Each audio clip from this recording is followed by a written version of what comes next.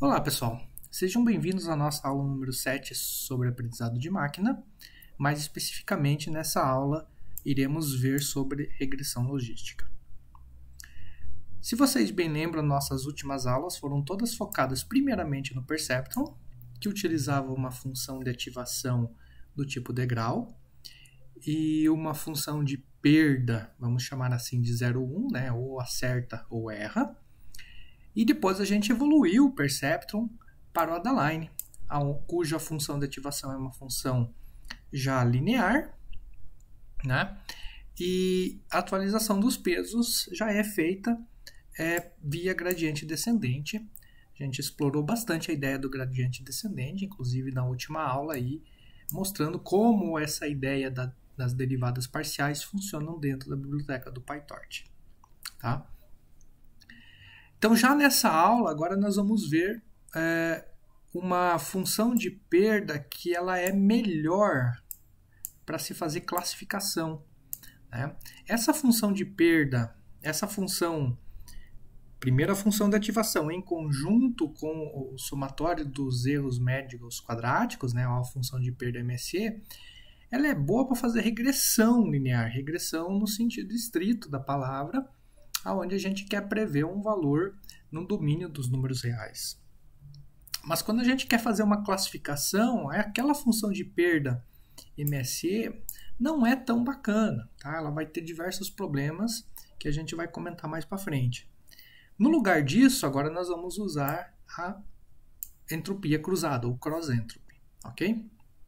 E também, depois de ver essa parte, nós vamos estender o nosso neurônio, que por enquanto nós estamos trabalhando com um único neurônio, para uma arquitetura com vários neurônios. Né? Aqui a gente vê uma arquitetura já com 1, 2, 3 neurônios. Tá? E aí a gente vai ter que evoluir essa ideia de entropia cruzada para uma função de perda chamada softmax, ou uma função de ativação chamada softmax.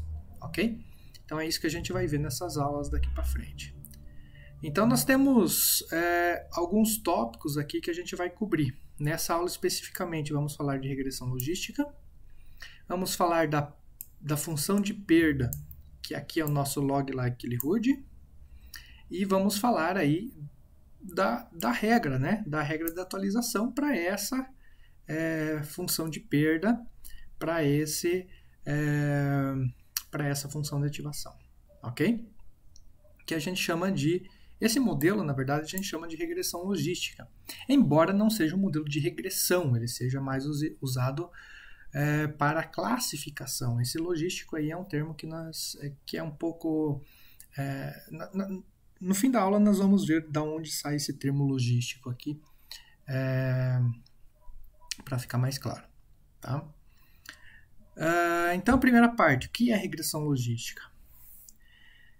Para a classificação binária. Então, estou considerando nesse exemplo que nós estamos classificando pessoas em masculino e feminino, estamos classificando exames em tem câncer, não tem câncer, sempre binário, por enquanto. Tá? Se a gente lembrar, o nosso modelo de neurônio é entrada, peso, eu tenho meu Zzinho, que é o somatório aqui, né, meu núcleo do neurônio, que é o produto escalar. E, em sequência, o resultado desse produto escalar passa por uma função de ativação e me retorna aqui eu estou chamando de A. Né? Nos slides passados, nas aulas passadas, eu chamava de Y chapeuzinho. Aqui eu estou chamando de A porque é importante agora a gente fazer uma diferença, que essa saída da função de ativação não é exatamente o Y chapeuzinho aqui da frente. É outra coisa. Tá?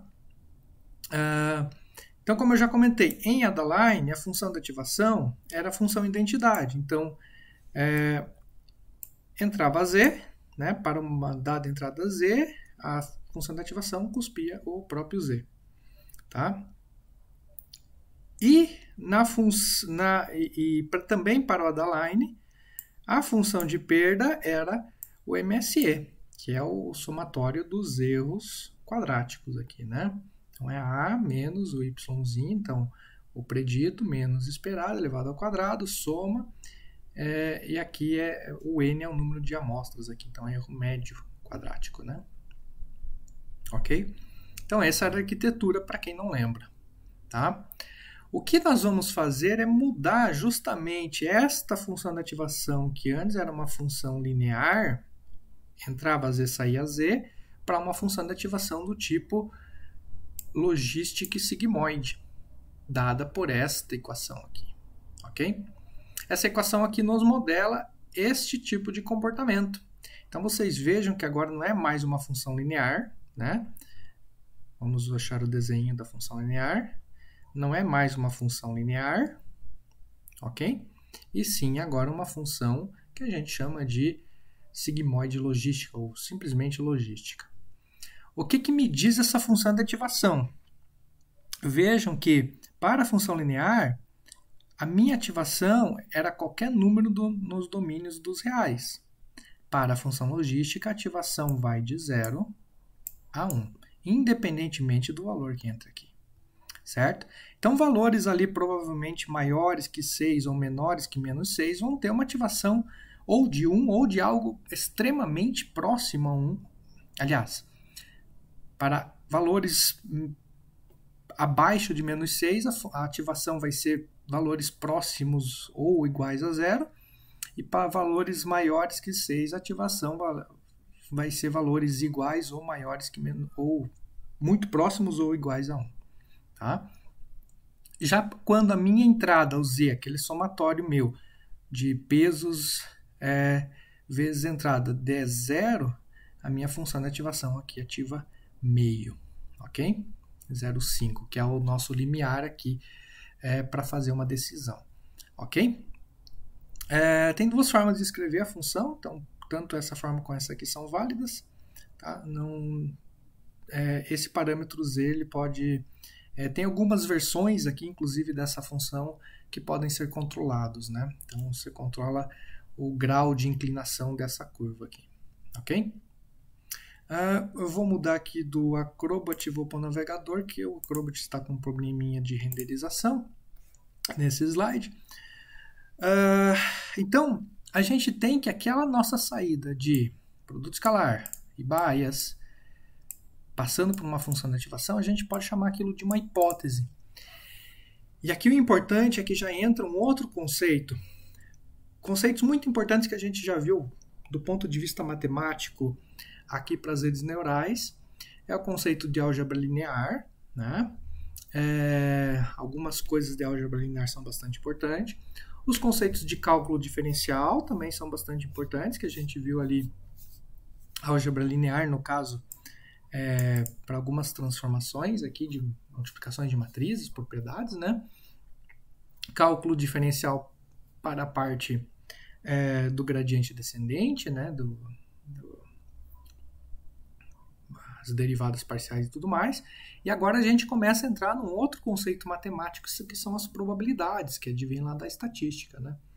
Então, esse H aqui agora, então essa minha saída desse meu neurônio, agora me denota probabilidade. O quão provável, né? O quão provável é que aquela saída pertença a uma determinada classe ou não pertença a uma determinada classe. E reparem que essa função de ativação aqui, ela é ideal para fazer essa brincadeira de probabilidade. Porque quanto mais eu ativar o neurônio, mais provável. 1 significaria mais ou menos 100% de probabilidade, né? Então, quanto mais ativar o meu neurônio, mais provável é que ele ative aqui no valor 1, né? Ou seja, que pertence àquela determinada classe. Quanto menor ativar o meu neurônio, menos ativar o meu neurônio, menos provável que ele pertença àquela determinada classe.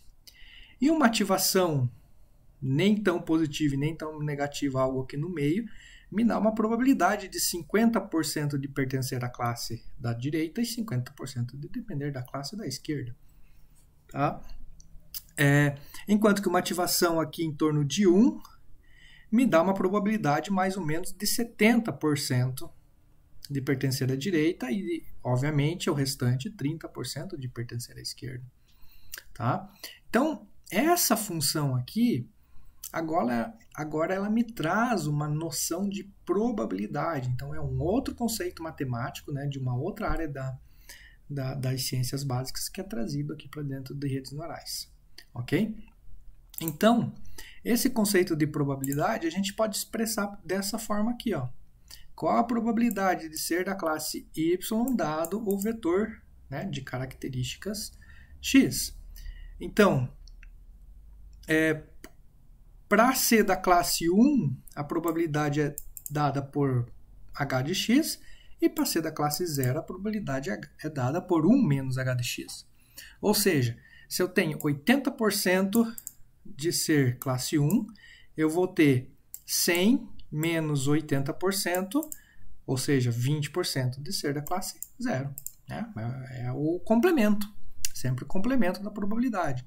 Se eu tenho 100% aqui, ou seja, 1, eu vou ter 0% aqui embaixo. Então, 100% de chance de ser 1, 0% de ser 0. Se eu tenho 40% de ser 1, eu vou ter 1 menos 0,4, ou seja, 60% de ser 0. Então, agora eu consigo expressar esta minha saída do neurônio em termos de probabilidades. Pensando sempre no caso binário aqui, né, gente? De ser classe 1 ou de ser classe 0. Tá? Que é mais ou menos o que está escrito aqui embaixo também, né? 1 menos a probabilidade de outro caso. O fato é que é interessante a gente reescrever essa formulação aqui de uma forma mais compacta, né? Usando algumas propriedades aí da exponenciação, a gente pode reescrever o que está aqui em cima exatamente como está aqui embaixo. Essas duas fórmulas querem dizer exatamente a mesma coisa. Como assim, professor? Não entendi. Horas. Se substituirmos o y por 1, qualquer número elevado a 1 é ele próprio, então é A. Então, esse A continua valendo A, essa parte da equação. Em sendo y1, 1 menos 1 vira 0. Qualquer valor, qualquer coisa elevado a expoente 0 vira 1. Então, o próprio A vezes 1 é o próprio A, ou seja, essa probabilidade é exatamente o próprio valor da saída aqui, que eu vou chamar de A. Agora, se o y valer 0, qualquer número elevado a 0 dá 1, então 1 vezes essa parte da equação. 1 menos 0 dá 1, qualquer número elevado a 1 dá ele próprio, é 1 menos o próprio A. 1 menos o próprio A, certo? Então, esta equação aqui de baixo é exatamente a equação de cima, reescrita usando algumas propriedades aí da exponenciação. Tá? Se alguém ficou com dúvida, faz uma brincadeira aí no papel, vocês vão ver que isso é verdade. Usando-se disso aqui, isso é probabilidade de ser da classe y dado x. Agora, se eu considerar que eu tenho muitos exemplos de treinamento, que é o que realmente eu tenho dentro de aprendizado de máquina, muitos exemplos de treinamento, então nós desejamos maximizar essas probabilidades. Então, a probabilidade de ser da classe y dado o x daquela amostra. Probabilidade de ser da classe y dado x da outra amostra. Probabilidade da classe y dado x da outra seguinte amostra. Tá? Em termos probabilísticos, nós temos que maximizar todas essas probabilidades. Então, nós acabamos tendo um produtório, né? Produtório das probabilidades de dado a amostra y, os dados aqui da minha amostra y, ela ser da classe y, né? Aliás, de dados os dados da minha amostra i, ela ser da classe y correspondente. Ok? Então, o que a gente quer maximizar é isso aqui, né? Ou seja, trocando as palavras, a gente quer bons parâmetros para a minha rede neural, de tal forma que todas as probabilidades para todos os elementos, para todas as amostras da minha base de dados, sejam o mais alta possível, né? No sentido de estar classificando da forma correta. E nesse sentido eu tenho um produtório. tá? Então, isso chama-se maximização do like ou verossimilhança, né? A tradução em português de likelihood é verossimilhança. Então, é maximizar esta equação aqui, ou maximizar likelihood ou a verossimilhança, tá? Voltando aqui para outro slide. Então, basicamente isso aí. Essa é a ideia central da regressão logística, ou seja, ela traz um conceito de probabilidades. Agora, eu não quero mais maximizar apenas o número de acertos ou o número de erros, como era lá no Perceptron. Lá no Perceptron eu queria maximizar quantas vezes eu acerto, quantas vezes eu erro. Ok? Já no Adaline, eu queria maximizar o quê? Os erros, né? O quanto eu estou prevendo do quanto eu estou, do quanto é o meu valor real. Então eu queria minimizar esses erros. E já na regressão logística eu quero maximizar as probabilidades. Então, além no Perceptron, eu só estou preocupado se eu acerto ou eu erro. Na regressão logística, eu estou preocupado se eu acerto, mas eu também quero acertar com uma grande probabilidade, não com uma probabilidade baixa. Vejam que, embora a mudança seja bastante sutil, ela faz bastante diferença. Uma coisa é acertar, uma coisa é dizer que a pessoa tem câncer com 51% de probabilidade, enquanto 49% diz que ela não tem. Então, no limiar. Então, 51% é quase uma dúvida total, é quase 50%. Certo? É isso que o Perceptron faz. O Perceptron só se preocupa em acertar. Ok? Já a regressão logística, ela se preocupa em acertar, mas ela quer, eu maximizo essa probabilidade, eu quero que essa probabilidade seja o máximo possível. Ou seja, além de dizer que a pessoa tem câncer, eu quero ter plena certeza de que ela tem câncer. Eu não quero uma probabilidade de 51%. Eu quero uma probabilidade de 100%, se for possível. Então, por isso que para todas as amostras da minha base de dados, eu quero que essa probabilidade seja a maior possível.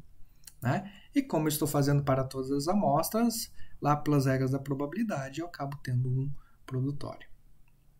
Ok? Ok, então, dito isso, vamos ver isso aqui em termos de função de perda, certo?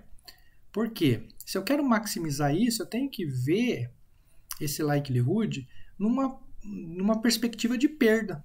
Ou seja, se a probabilidade for baixa, né, se eu tiver aquela dúvida 51%, 49%, eu quero que a perda seja alta.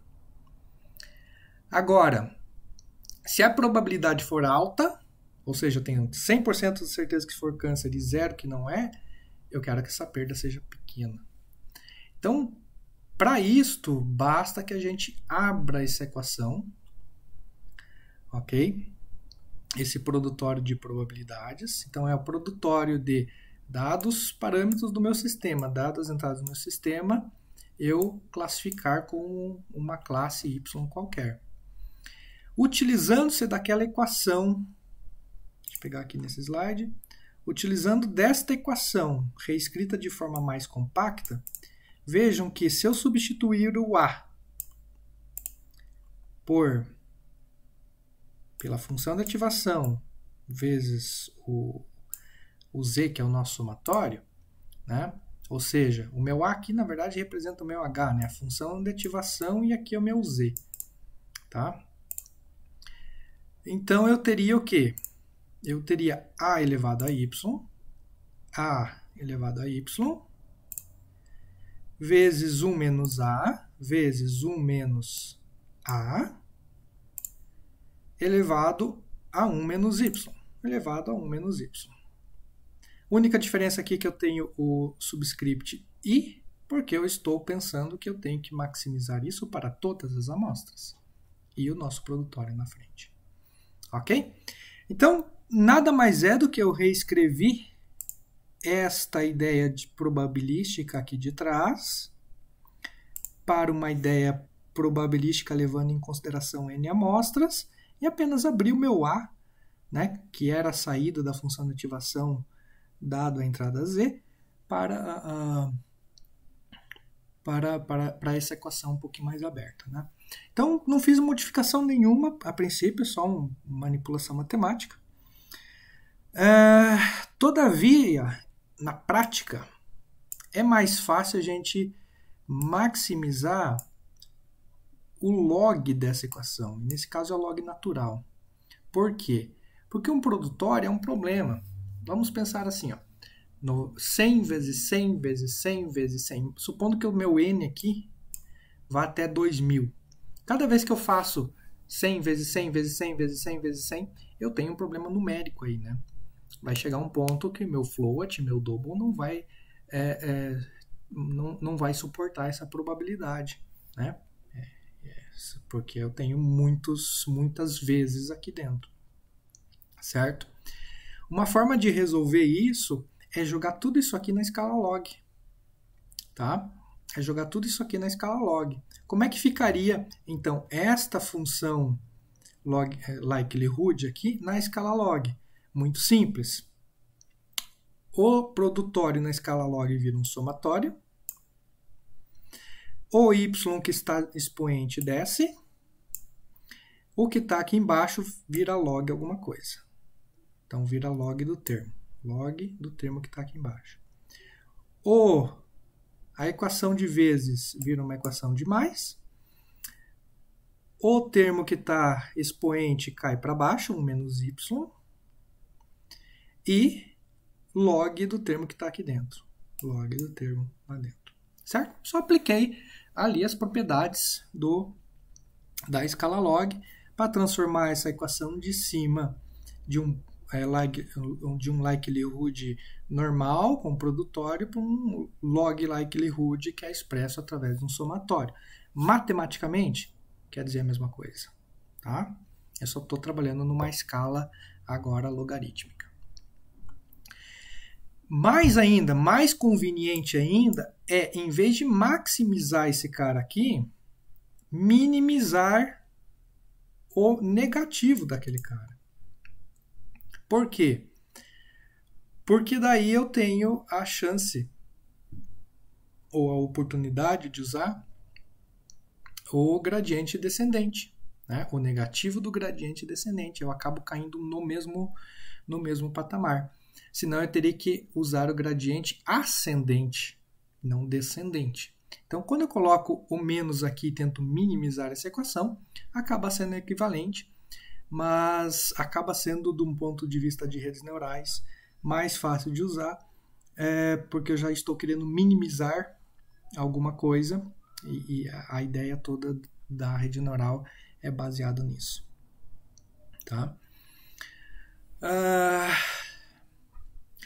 Então, no fim das contas, fazer a regressão logística é similar ao que a gente fez antes, bastante similar. Enquanto no Adaline a gente usou o erro quadrático médio, a gente minimizou isso aqui, agora nós vamos minimizar o log likelihood. Tá? Então nós estamos mudando a função de perda de MSE, agora não é mais MSE, não é SSE, não é perda 0,1, agora é o log likelihood.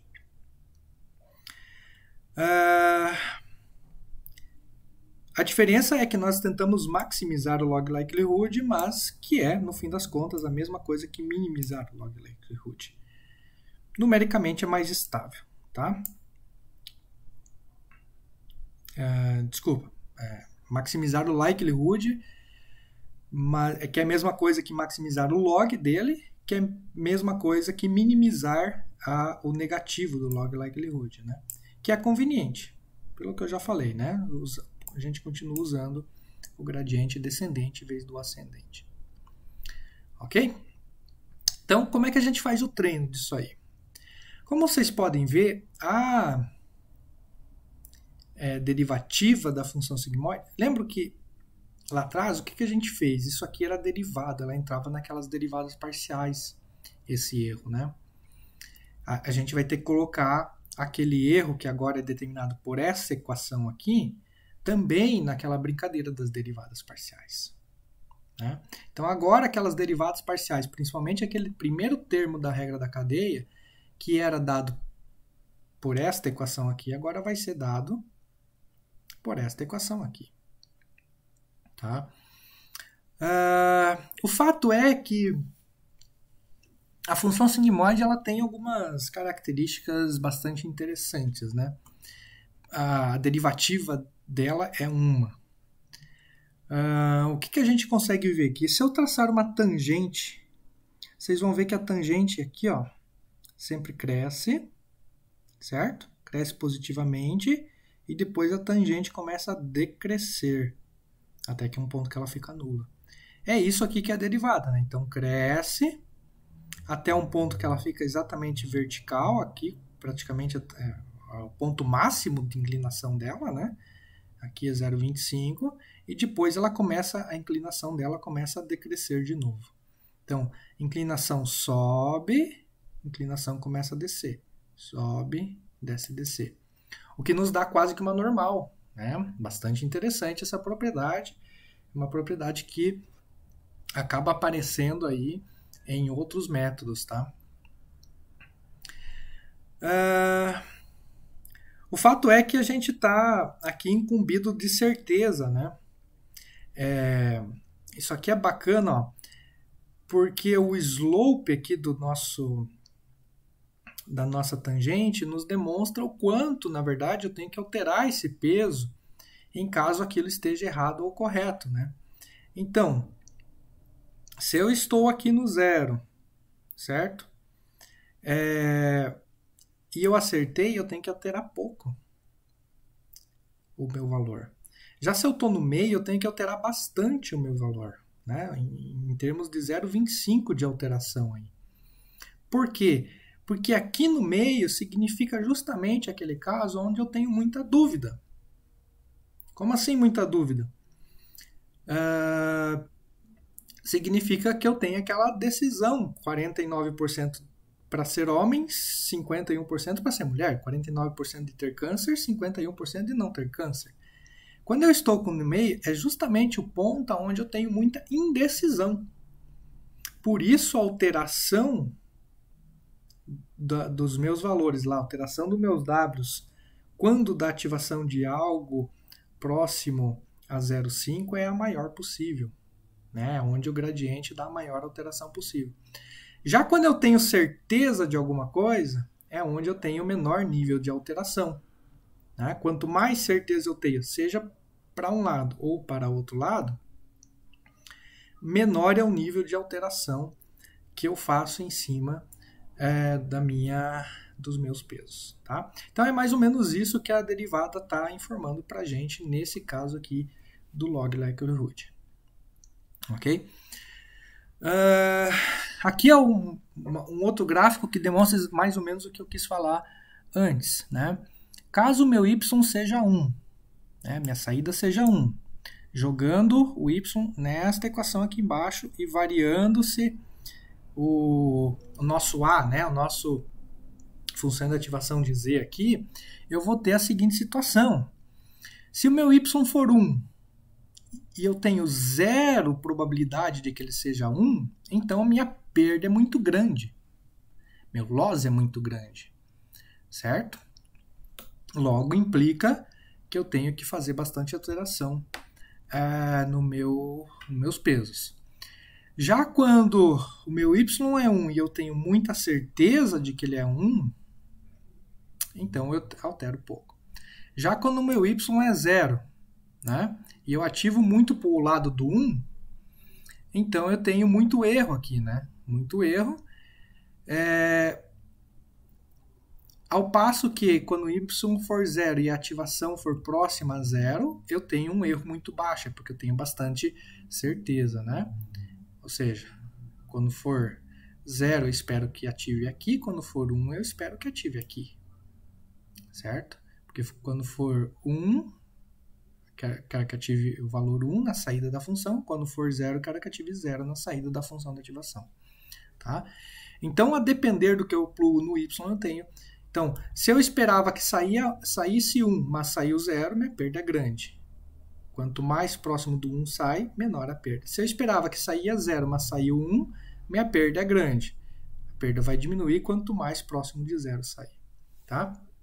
Então, essa é a ideia do loss, por um único exemplo, obviamente, aí dentro da regressão logística.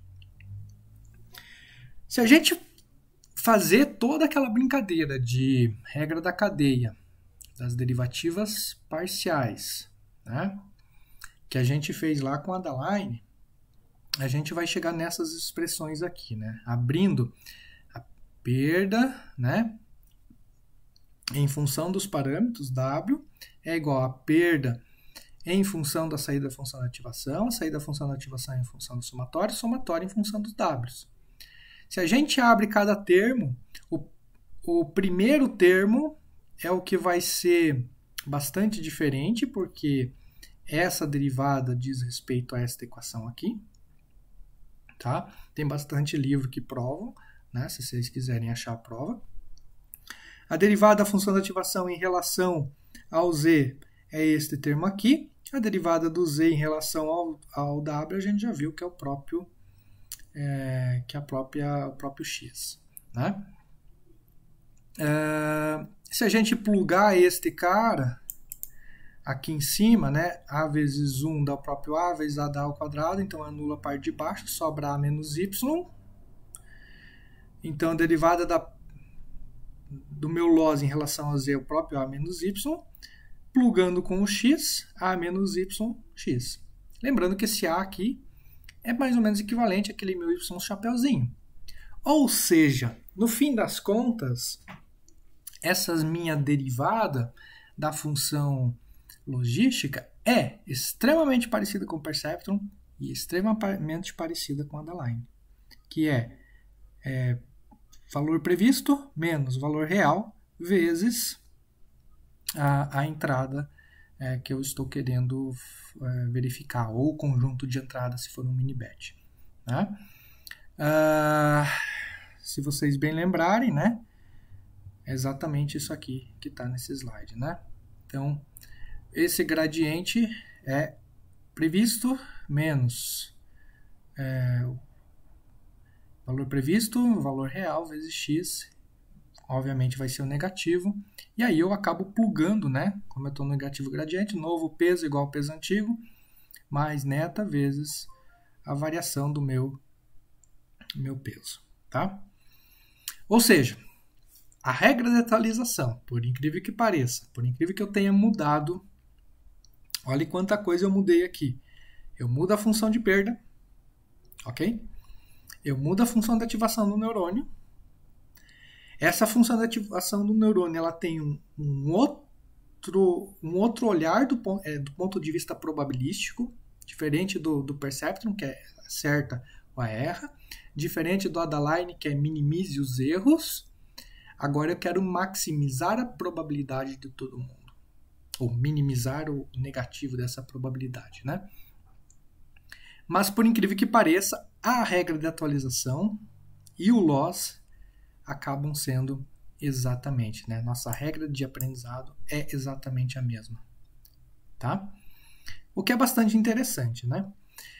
Então, a gente pode ver o nosso neurônio aqui como algumas coisas, alguns módulos separados, né? O que faz bastante sentido.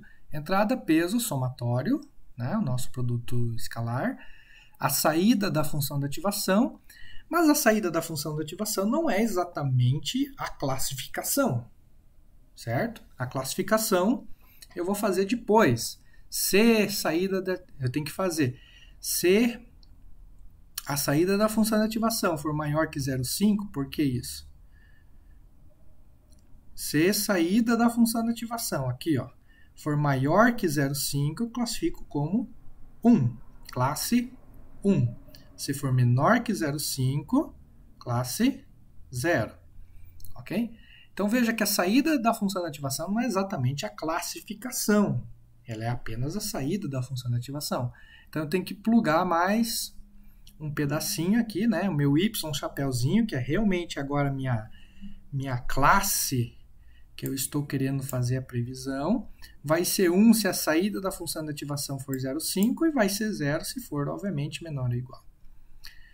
O que é equivalente a dizer se o Z for maior que 0, ela é 1 ou ao contrário. Como assim, professor? Se o Z for maior que 0 é porque a saída é maior que 0,5. Então é equivalente, né? Eu posso comparar direto o Z para fazer a classificação ou não. Todavia, eu não uso este rótulo aqui para fazer o aprendizado. Eu não estou interessado se isso aqui acertou ou isso aqui errou na hora do aprendizado.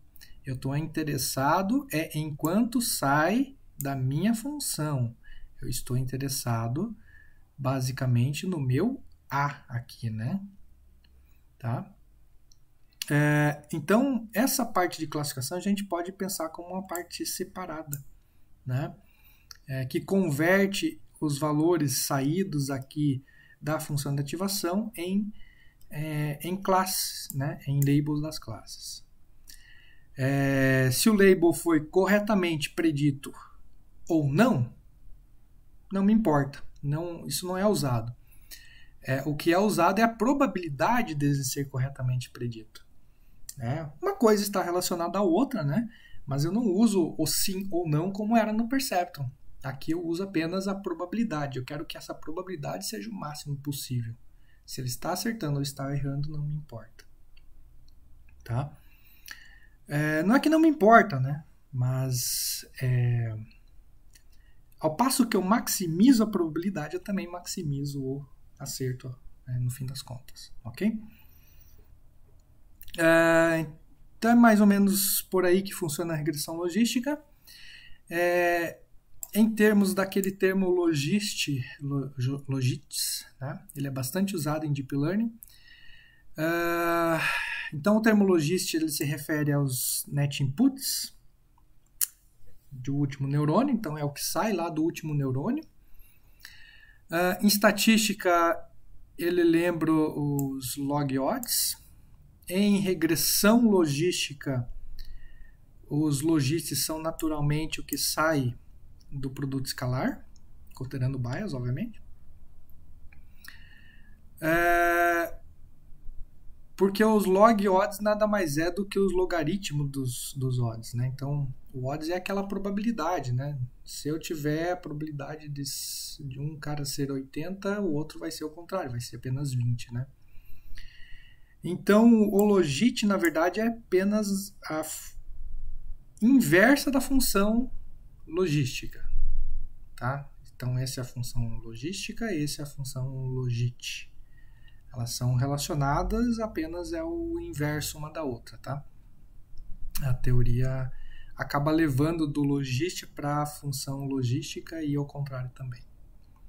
Ok? Já o termo cross-entropia binária é a mesma coisa, né? Então, dizer que eu estou minimizando o negativo do log likelihood e dizer que eu estou minimizando a cross-entropy binária são equivalentes. O log likelihood ele sai daí de um ponto de vista estatístico, né? Ele vem da estatística. Já a cross-entropy ele vem de um ponto de vista lá mais de teoria da informação, lá da física, de uma perspectiva mais física de ciência da computação. Tá? Mas no fim das contas são dois termos que são equivalentes. Então a gente tem que considerar isso aí. Aqui a gente tem então a nossa função de perda para binário cross-entropy e a gente vai ter a função de perda também para o cross-entropy, só que agora não binária, sim multicategoria. Isso vamos ver na parte 2 da aula. Tá?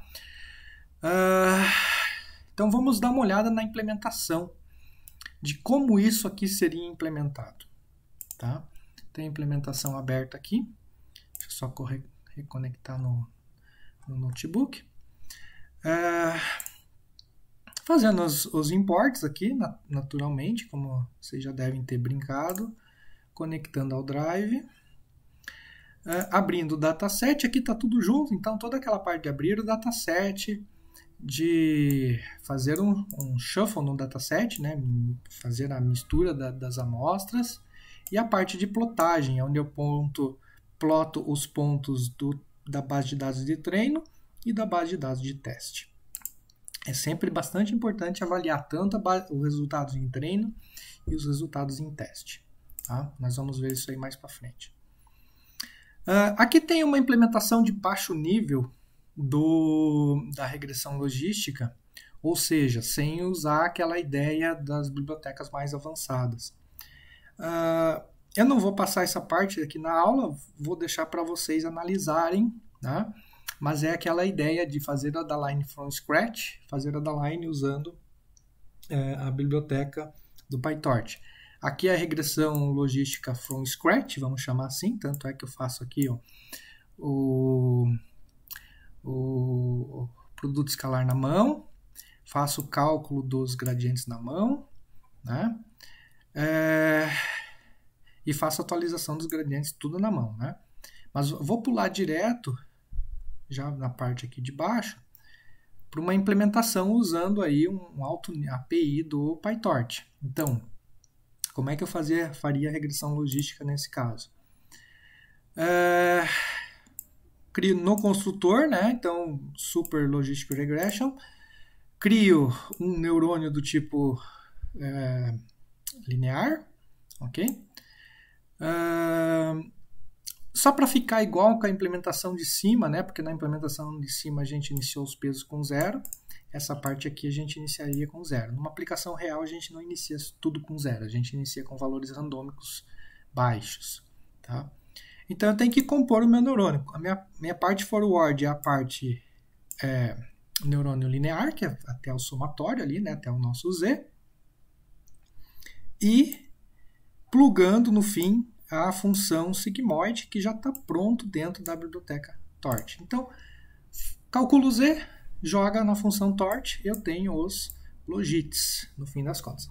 Veja que não é meu erro ainda, é apenas a saída do logit aqui, né? Se a gente voltar aqui no desenho, eu tenho esta saída A aqui, calculada, né? Então, a parte linear é essa aqui, a parte logit é essa aqui.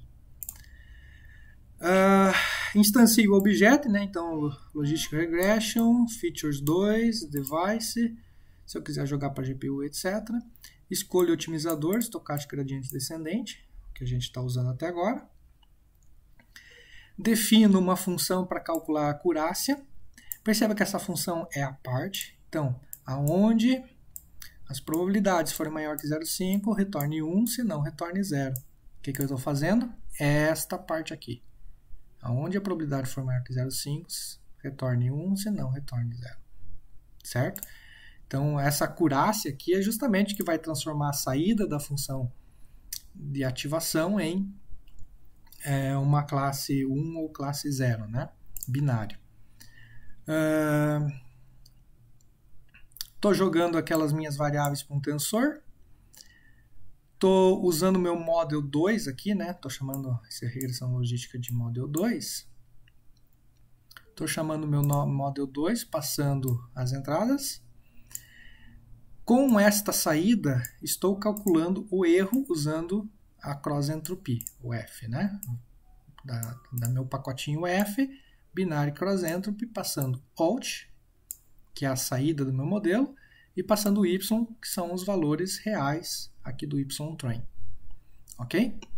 Zero os gradientes, faço backward, ou seja, estou calculando os gradientes lá em relação a B em relação a W, e estou fazendo a otimização dos gradientes.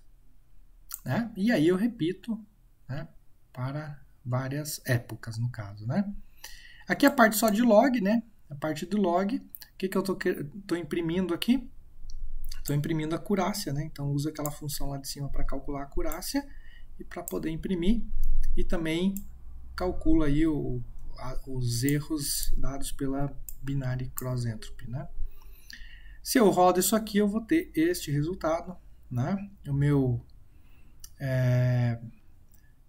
Meus parâmetros de peso finais são esses dois aqui, como eu tenho apenas duas entradas, e o meu bias é esse valor aqui, tá? E aqui eu estou avaliando o modelo, chamando aquela função CompAccuracy de novo, né? Vendo quantos porcentos eu tenho de acerto, só que agora na base de teste. Ok? Então, estou avaliando. Então, eu vejo que na base de treino, a acurácia aqui foi de 100%, e na base de teste de 96%. Como é que eu verifico isso? Fazendo uma funçãozinha para plotar a reta, né? Então, eu pego esses parâmetros determinados aqui em cima para determinar qual a reta, ploto a reta na base de dados de treino, que me separa na totalidade 100% azul de laranja.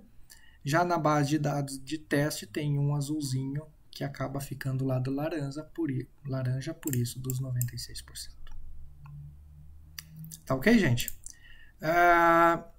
Então, fica como tarefinha aí, vocês darem uma olhada nesta implementação da regressão logística, tanto from scratch, que segue mais ou menos a lógica lá do Adaline, né, como a implementação agora usando uma biblioteca um pouquinho mais de alto nível, que é os módulos aí do PyTorch. Tá?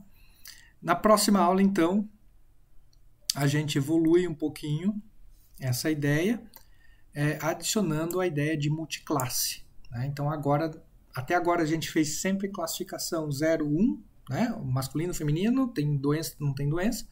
Mas se eu tiver uma classificação multiclasse, como é que isso vai funcionar? Então, isso fica para a parte 2, para um segundo vídeo. Até lá.